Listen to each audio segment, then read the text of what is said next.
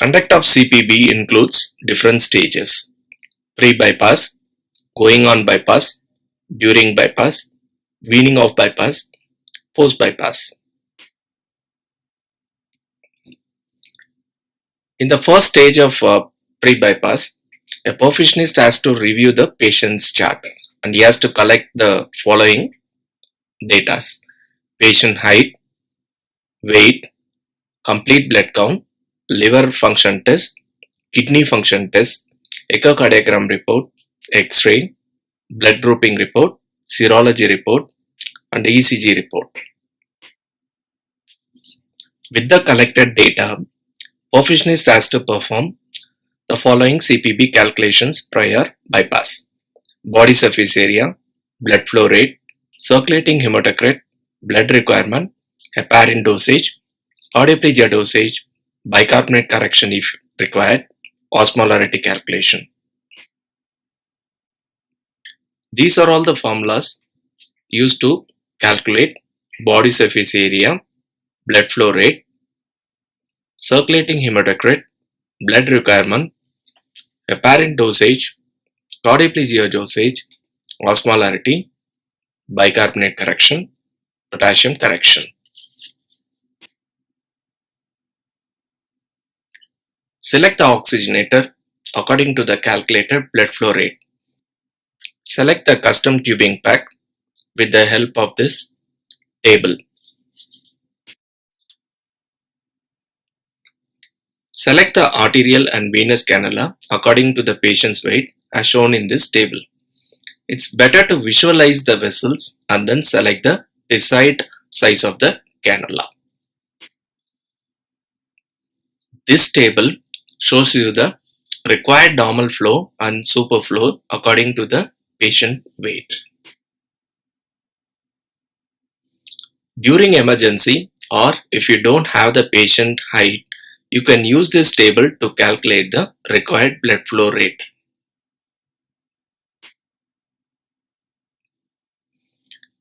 Check whether heart lung machine is having battery backup and whether it is connected to the UPS supply. Check whether your heater cooler device is cooling, warming and circulating. Open the selected cannulas into the sterile field and make sure you are keeping a set of spare cannulas available inside the OT. Now assemble the pump in aseptic manner. Add heparin to the selected priming fluids, and before priming make sure your vent cap is removed and your pressure relief valve is unobstructed. Now prime and deair the CPB circuit. Check the occlusions for all the pumps as per your institutional protocol. Warm your priming fluids. Connect and zero calibrate the pressure transducer for both arterial side and cardioplegia side. Connect and check the temperature probes connected to your arterial and venous side. Connect and check the safety devices like bubble detector and level sensor.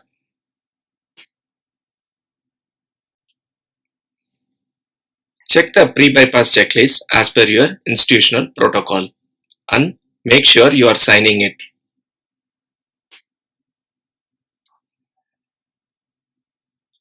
Now the next stage of CPB is going on bypass.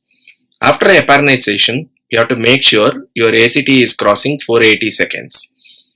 Now circulate, deair and divide the AV lines. Do pre-bypass ultrafiltration if you are using TRBC or whole blood in your prime. Do prime ABG and correct electrolytes if needed. Check your direction of the suction and put on the cardiotomy. Now cannulation process starts.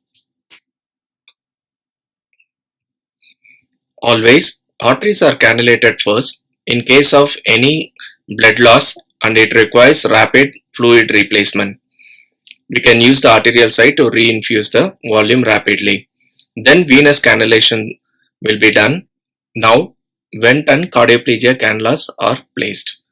In this table you can see the various different cannula sites for arterial, venous, cardioplegia and vent.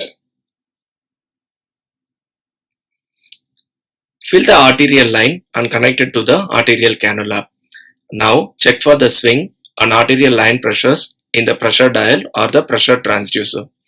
Keep the hemodynamics always stable by returning the volume if there is any blood loss during cannulation. After cannulation, read the checklist before going on bypass. Announce the ACT value, make sure all the anesthetic drugs are given, make sure your CPB circuit are free from any air bubbles, and make sure your aortic line pressures are fine. Check whether your circuit connections are safe and intact. Make sure all the IV fluids from the anesthesia side are seized. Record the pre-op urine. Check whether your directions of the suctions are in place. Make sure the vent caps are removed and there is no obstruction. Make sure your gas lines are connected and on flow. Make sure water lines are connected and on flow. And make sure there is no clamps on the arterial line. Now we are ready to go on bypass.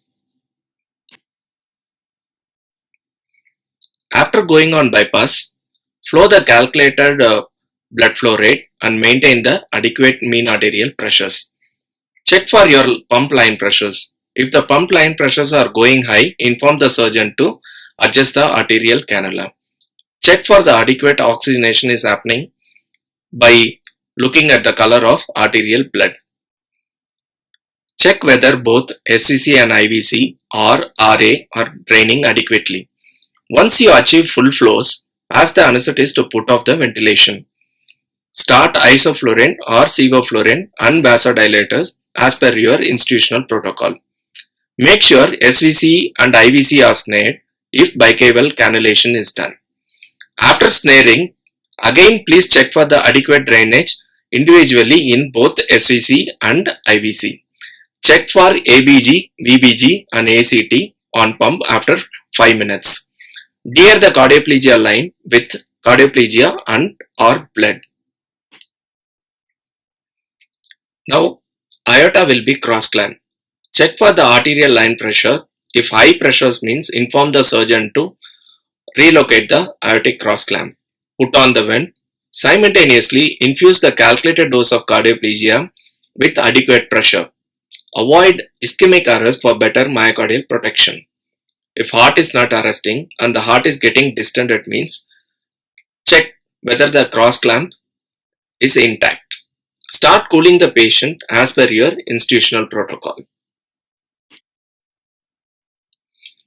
During bypass, make sure the following parameters are checked periodically. Maintain your ACT more than 450 seconds and make sure you are checking the ACT intermittently. Inspect the circuit and reservoir for any clot formation. Keep your ABG and VBG values in normal range. Keep your hematocrit at the range of 24 to 30%. Keep your SuO2 greater than 70%. Keep your electrolyte values, lactates and glucose in normal range. Make sure your mean arterial pressure should be in the range of 40 to 70 mmHg as per the patient's requirement. Make sure your CVP is always less than 0. If not, check your venous drainage. Keep the ECG flat after cross-clamping. Monitor your temperature while cooling. Ensure uniform cooling or rewarming with the aid of vasodilators. Keep the temperature difference between nasal and rectal temperature with a gradient of 2 to 4 degrees centigrade.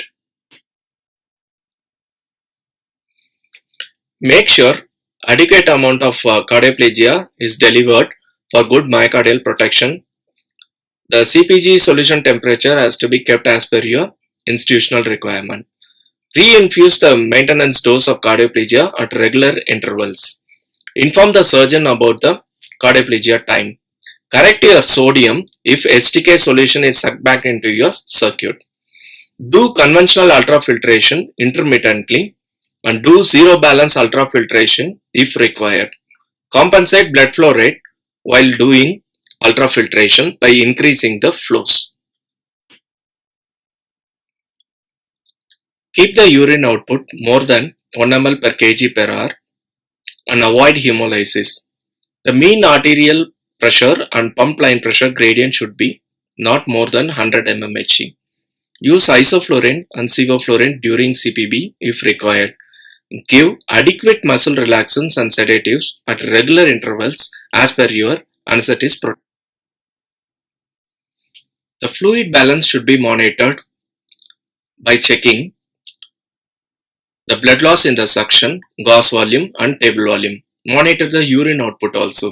If the fluid balance is high, add hemofilter or administer diuretics as per the requirement. Avoid excessive hemodilution. Avoid excessive suctioning to prevent hemolysis.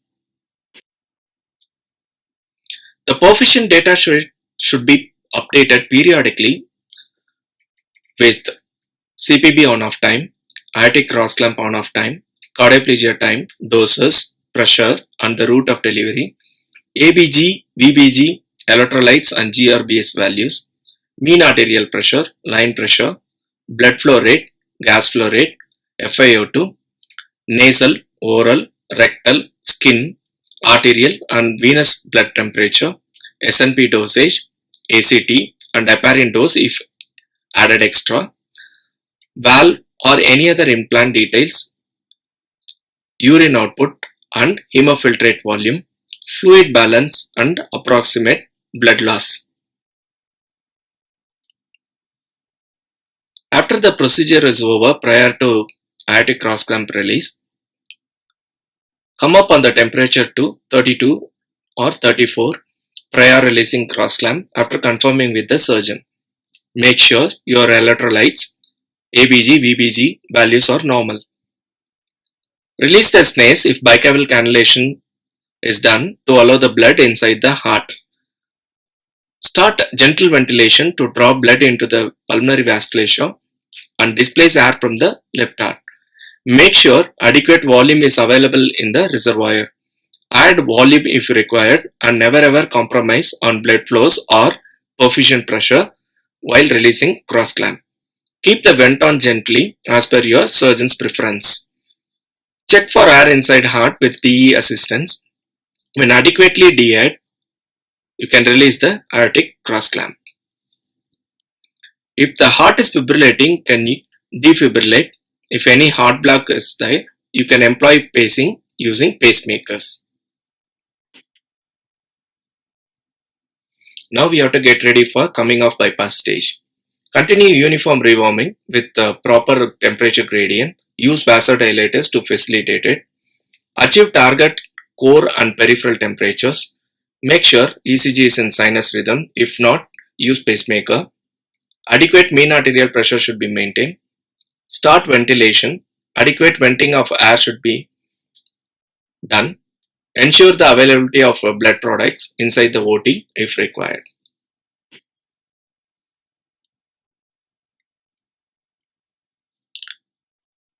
Now we have to get ready for weaning off bypass. Read your institutional coming off protocol. Both SVC, IVC snares should be desnared.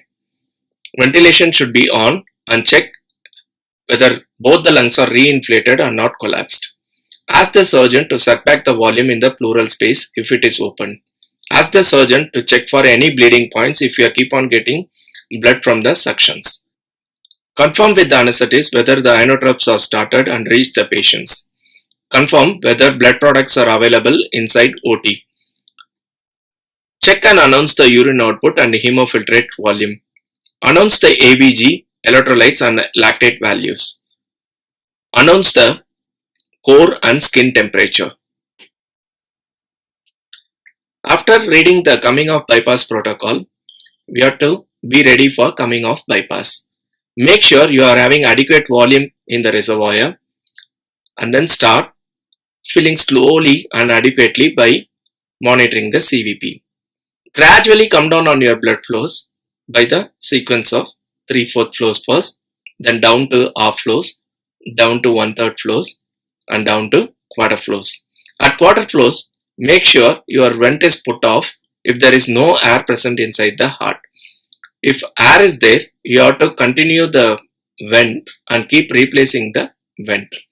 Achieve adequate filling of heart with targeted CVP and arterial blood pressure. When all the parameters are good, you can come off bypass. After coming off bypass, Collect all the venous blood back to the reservoir, hemoconcentrate it if you have hemoconcentrator, and return the volume back to the patient. Do muff if required. Administer PRBC if HP is still low. Correct the coagulopathy by administering FFP, platelets, or cryo.